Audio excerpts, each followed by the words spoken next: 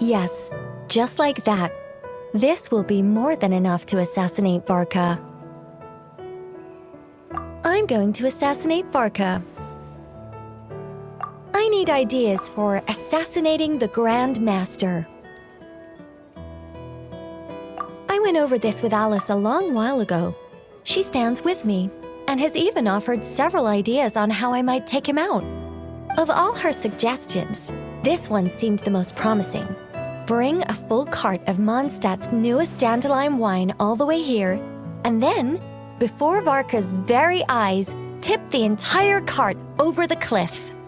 Perhaps the monumental, overwhelming grief will make him collapse, or go drown himself in whatever other wine he can find.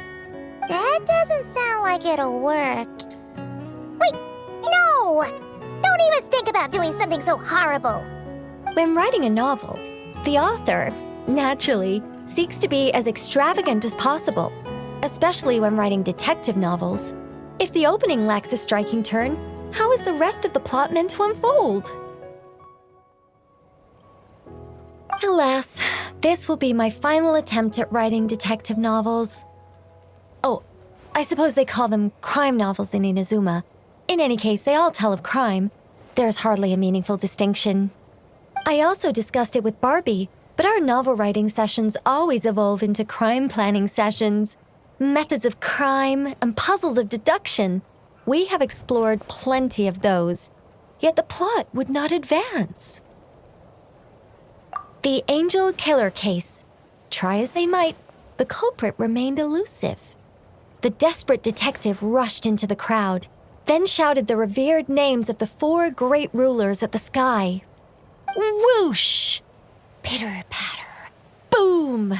Detective and murderer reduced to ash. What kind of writing is that? Doesn't that leave no room for deduction at all? Of course there is.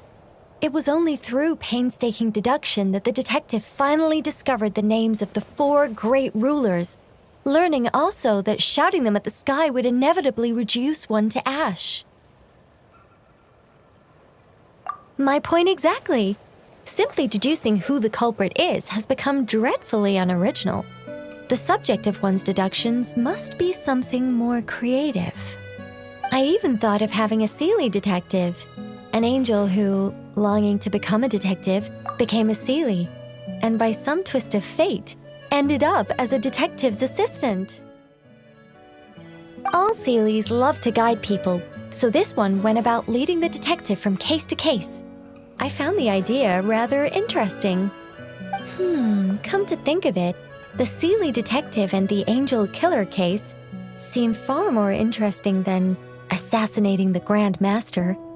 Never mind, guess I'll move on to work on that idea then. It's precisely because I overthink every little detail that I've lost interest in continuing. Not to mention the mountain of words I'll have to write. The very thought of penning all those words. Oh, what a hassle. And I can't even get a ghostwriter for this one. I'll just work on the Angel Killer case instead. But how might the detective deduce the truth? Perhaps he could have a conveniently informative dream. Seelie detective. Hold on. Why not have the Seelie guide that detective to assassinate the Grand Master instead?